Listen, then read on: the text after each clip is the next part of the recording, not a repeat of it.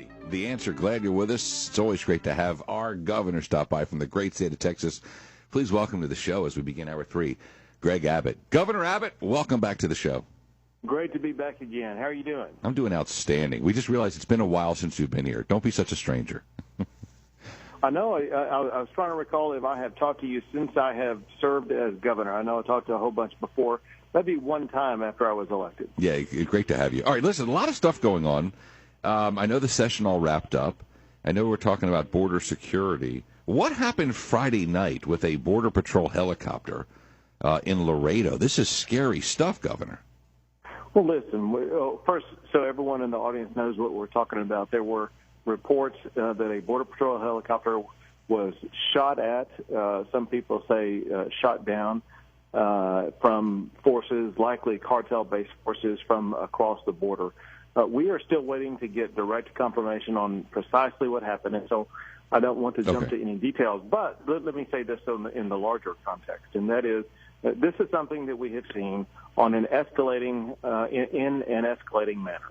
And that is there are bullets coming from across the border with especially cartel members shooting at law enforcement, shooting at individuals. You know, there was kind of an unwritten rule a decade ago that cartels would not shoot at U.S. law enforcement officials. Well, now it's happening increasingly, and this is precisely why the Texas legislature during this past session added $800 million to border security, because we know that all of this is being driven by the cartels, and we're going to drive the cartels out of business. Outstanding. I mean, it's very scary. We've often heard about the stories where shots are fired, maybe hit a building, or a bullet came over from the other side. But shooting at a law enforcement helicopter, is if that's what happened, because the investigation's still on, really pushes it to a new level, a very scary level. Well, remember this. Remember the reports about the law enforcement officials in boats going along the water who were shot at, other law enforcement officials along the border who were shot at, and the cartels, as well as the U.S. gangs that operate in conjunction with the cartels, are getting far more aggressive against law enforcement officials, and that is why we have to double down and put people on the border with guns who are prepared to defend the state and defend this nation and do what the federal government has failed to do. Now, think about this. We are extremely frustrated here in the state of Texas that the federal government is refusing to do its job to secure the border, and that is why Texans have had to come out of their taxpayer pockets to pay for Texas to step up and do the federal government's job to secure our border. What will be involved? Governor Greg Abbott, by the way, on our show. What will be involved in that $800 million border security package? Will it be surveillance? Will it be boots on the ground? Will it be for vehicles? Will it be what will it go for? The answer is yes. Good. It is all of the above. We're going to be adding at least 500 new Department of Public Safety officers. Understand this. We have two levels of officers that beefed up the border right now. One, our National Guard. National Guard are helpful, but remember this, National Guard cannot make arrests. They cannot pull a gun on someone. The second is we've had DPS officers who have been displaced from their local area. It could be Houston, it could be Longview or Lubbock or wherever. They need to go back home to where they are from and secure and keep safe their locale.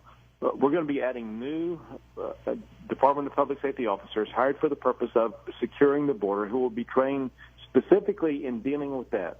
And we will give them the tools and the resources they need, because we have these special airplanes that are used where I've been in them. You can be 8,000 feet high and locate a person specifically on the ground, and you can pick out the difference between the person being smuggled in and the coyote who's doing the smuggling.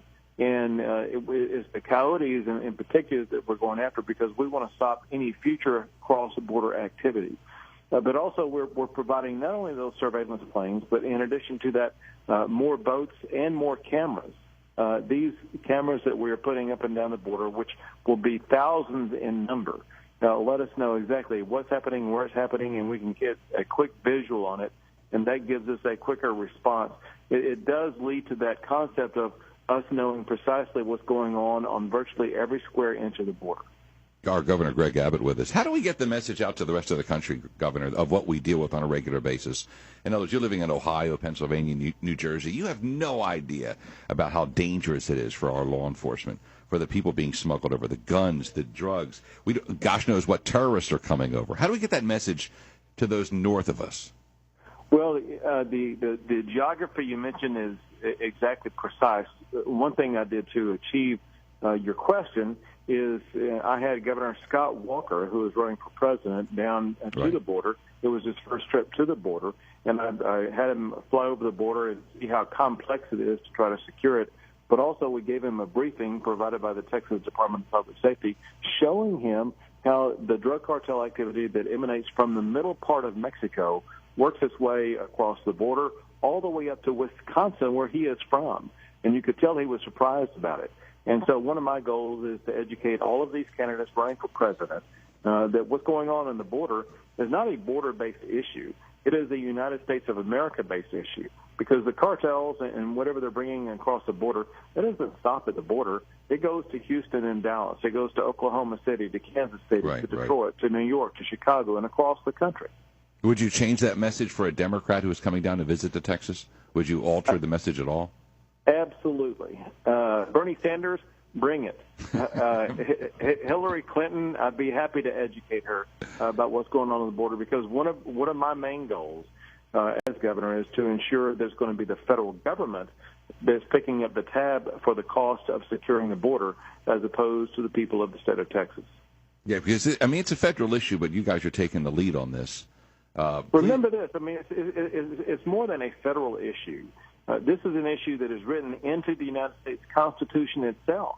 The federal government, under the U.S. Constitution, has the responsibility for securing the sovereignty of this nation. And the federal government has abandoned that constitutional obligation.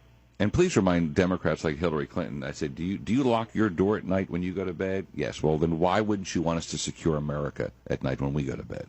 It's a perfect analogy. Feel free to use that, but it's the least I could do. The least I could give. Give us some good news. Obviously, so we're focusing on the bad stuff. Great news out of this, as the session wrapped up. We were big fans of open carry. Glad that campus carry got on there. Well, good news. Here's the good news, and that is you have more freedom than you've ever had before, such as with the ability under your Second Amendment rights to open carry and campus carry. You're also going to have more money in your pocket. Because we had the second largest tax cut ever in the history of the state of Texas. We see other states that are fighting over ways in which they're going to increase taxes and put more burdens on businesses and individuals. Here, the big fight that took place during this session was not whether or not we were going to cut taxes, but how we are going to cut taxes. Think about this. I'm going to be able to take across the country now and sell to businesses. Come to the state of Texas, where we have no income tax, no corporate income tax, and now your business franchise tax has been cut by 25%. For those who own property, the property homestead exemption has been almost doubled, and so your property taxes are going to be going down. On top of all of that, I've already signed into legislation about 24 laws that cut regulations in this state. Regulations really drive up the cost of doing business. And so the bottom line is the bottom line. And the bottom line for businesses and individuals is getting a whole lot stronger. It's got more pause. Go ahead. No. I was saying it's got to be tough to be a governor of California, of New York, when you hear that kind of message, Governor Abbott. Well, exactly. And then I can add something else on top of that. And that is while the states of Illinois or New York or California or wherever, while they are taxing their constituents even more, they also have crumbling and decaying infrastructure. Here in the state of Texas, while living within an even smaller budget, smaller proportionally, we didn't increase the way that it's been increased in the past. We lived within population growth plus inflation. While living within that tight budget, we also are adding more than $4 billion a year to building roads in the state to keep families moving, to keep businesses moving.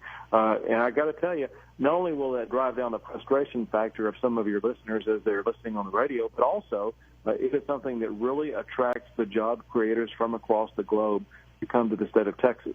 And so the future of the state of Texas is going to be even brighter than the past. Outstanding. We know about that construction. I was on 290 at I-10 yesterday. We see it happening. It's tough to get through. And real quick, we saw, let's see, in energy in terms of a city can't or a township can't say no to fracking and get in the way of things.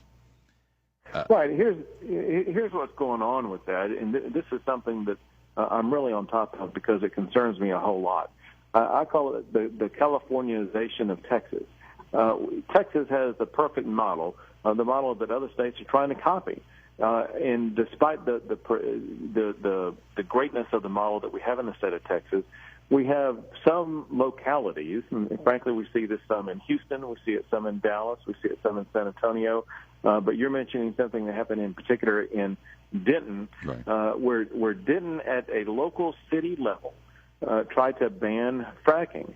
Well, fracking is something that is regulated by several state agencies and several federal agencies, and we cannot have a patchwork quilt of regulatory regimes across the state of Texas. You know, we have 254 counties. We can't have 254 different types of regulations for fracking, or even more than that of all the cities in the state of Texas. And it's those types of regulations that are driving Californians out of the state to places like Texas.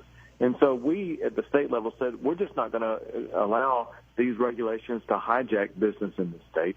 And so the state, under our Constitution, preempted the local regulations, saying that the state has this under control. If you don't like the regulations, if they need to be regulated more, fine. Talk to the appropriate regulatory agencies and make sure that they are responsive to the needs of the constituents. Well done, Governor Greg Abbott. Loving you take time out of the show. And like I say, it's got to be great to be the governor of Texas versus any of those blue states that are bleeding residents, bleeding jobs. That we're going to be creating more jobs than ever, and more higher paying jobs, especially because of what we're doing at the higher education level, bringing in the best and brightest, and we will be cranking out the best and brightest. And so Texas has a very, very promising future. Outstanding. Great to hear. Governor, as always, thanks for taking time to join us anytime. Always a pleasure. You have 5 minutes, or you want to have barbecue downtown again, let us know. There you go. Our Governor Greg Abbott. Thank you, sir, for stopping by and visiting. Take care. Done. 9:19. Sam Malone Show. AM 1070, The Answer.